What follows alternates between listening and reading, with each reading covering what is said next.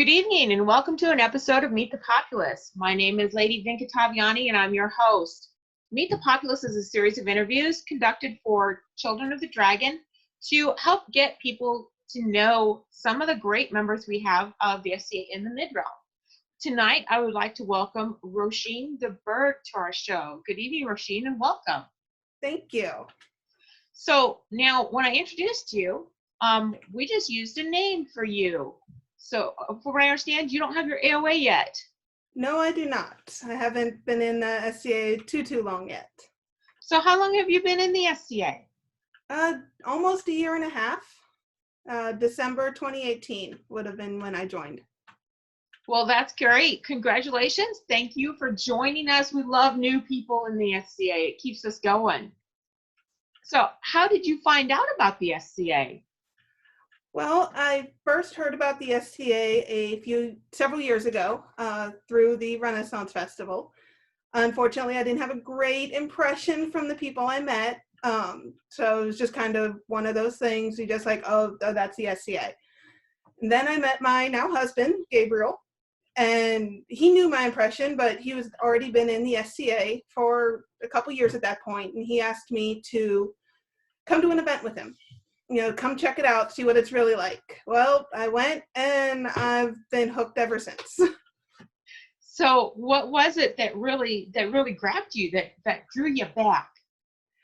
I think it didn't have the, oh, we have to be historically accurate like I was originally thought it would be. It was, we're trying to be. We're here to have fun. It's a hobby. We want to teach you how to do these things instead of just watching other people do these things. Well, you know what? And that's actually a good thing that I hope a lot of people do remember is that we're trying to be. Mm-hmm. Where, you know, we don't always succeed, but we're trying, and that's the difference. Mm-hmm. So you were saying that he convinced you to go to an event, so that would be your first event.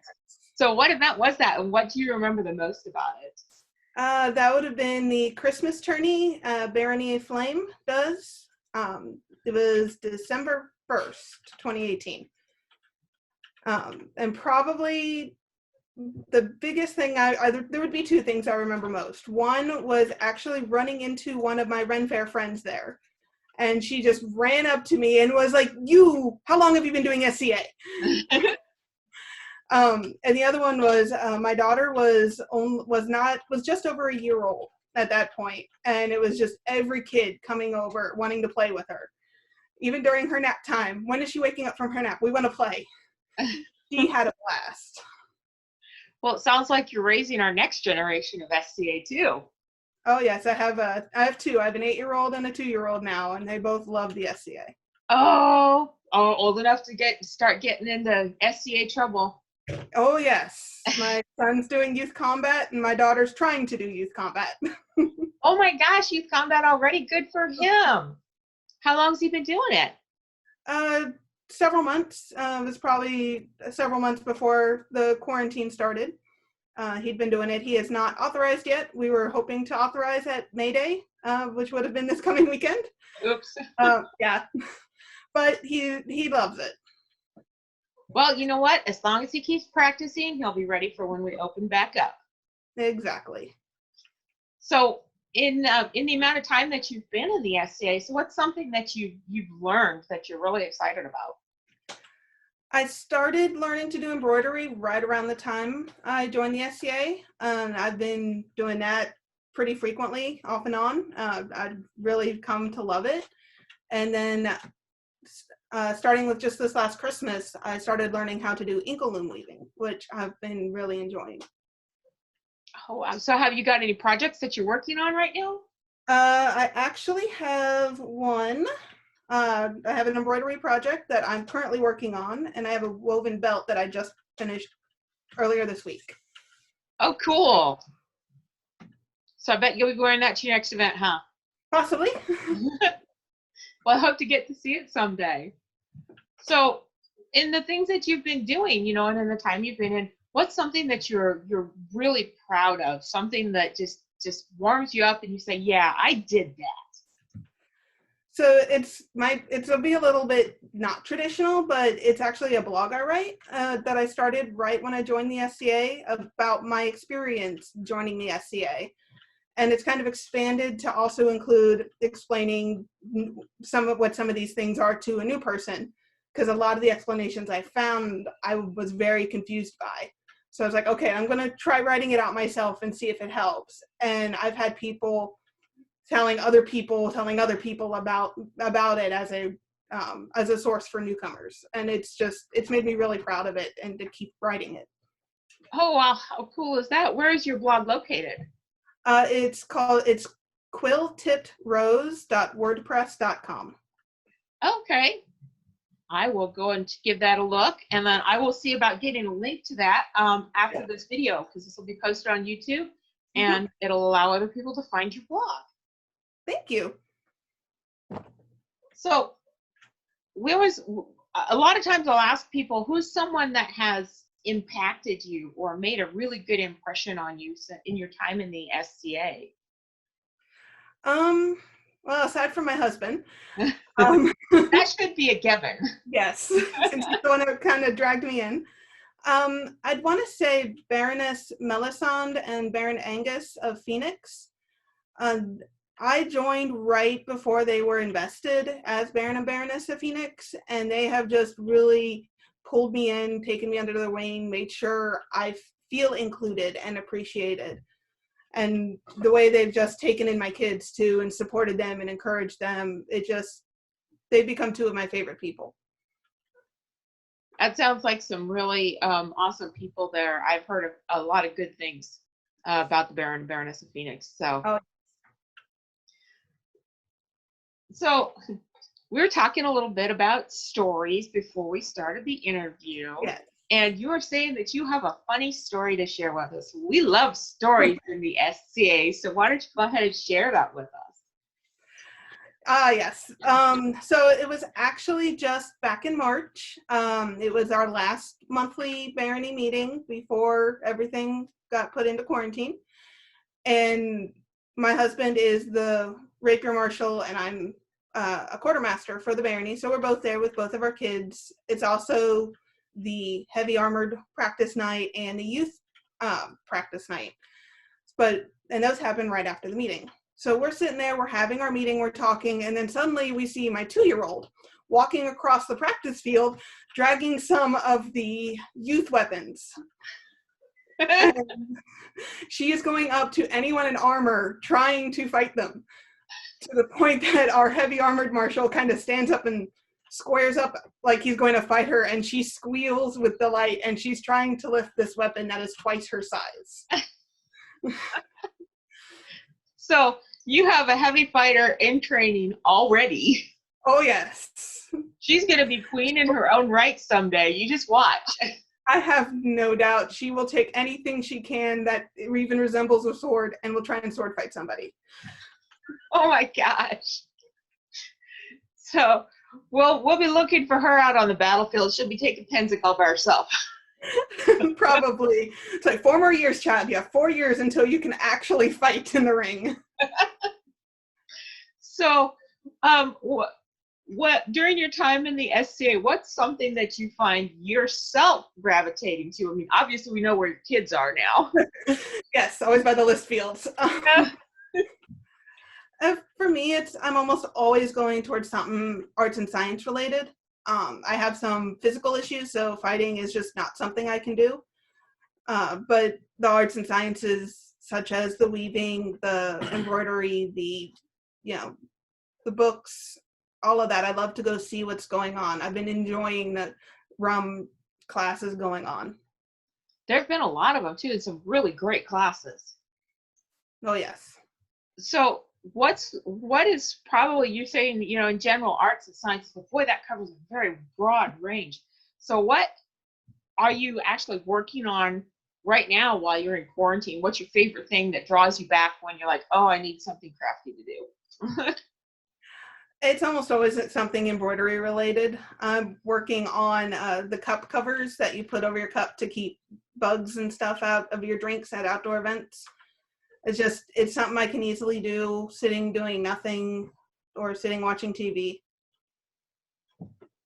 Well, that's, you know what, and I think we're all doing a lot of watching TV and doing something while we're watching TV. So, what is something that you haven't started yet, though, that you really like to learn? Something I've always been interested in is like with the stained glass that I've been seeing. I'd love to learn how to do that if it was possible for me to. You know what? We've got some pretty fantastic stained glass crafters in the kingdom. So I bet you could find somebody to talk to about that and start learning on it. It really isn't as difficult as it looks. It's not easy, but I bet you could find somebody that could help you figure it out. That would be fun to do. So when you're watching things that are going on and what other people are doing, what's something that really entertains you that you could just watch for hours that you don't do yourself? Probably the illumination and calligraphy. I love watching the videos on that. It's not something I do personally, but it is just watching the line work come to life with the color. I just think that's amazing to watch. There's some fantastic work out there. I gotta admit, I dabble a little bit in the illumination. The calligraphy kicks my butt, but the the illumination is amazing. And yeah, it's really fun to watch that too. So in your I don't think we think about it very much, but eventually, you know, at some point all of our SCA time comes to an end. What is something that you really like to accomplish before your SCA time comes to the end? When you're looking to the future, what do you see? I think just something I'd like to accomplish is just being the type of person that they could say, oh yeah, if you need help with this, you can go to her, or just kind of be known for something. Do you have anything in particular that you would like to be known for? Right now, probably embroidery, since that is the current craft I'm enjoying the most. Who knows what, in 5 years I could find something else that has just grabbed my passion even more. So it's hard to say exactly what, but I guess I just want to be known. I'd like to be remembered in a good way. Do you have any big embroidery projects on the horizon that you would like to do? Nothing that comes to mind yet. I'm learning how to work with linen thread and linen fabrics, and eventually I'm going to be working up to silk. So, one day I'd like to have one of those big crafts, but it's at a point where I'm not even sure I can think about what that could even be. Still all new to you, huh? Yes. So far, what has been your greatest challenge that in the SCA? Have you had any? I'd probably say with the biggest challenge for me is just being a mom within the SCA and being able to do what I want to do, plus keep my kids entertained and busy within the SCA and doing what they want to do. It's just trying to find that time. That does seem to be a challenge, although a lot of events do have great places where you can take your kids to classes and stuff like that, and they have youth activities. So that's always pretty awesome when your minister of youth is doing those things for the children.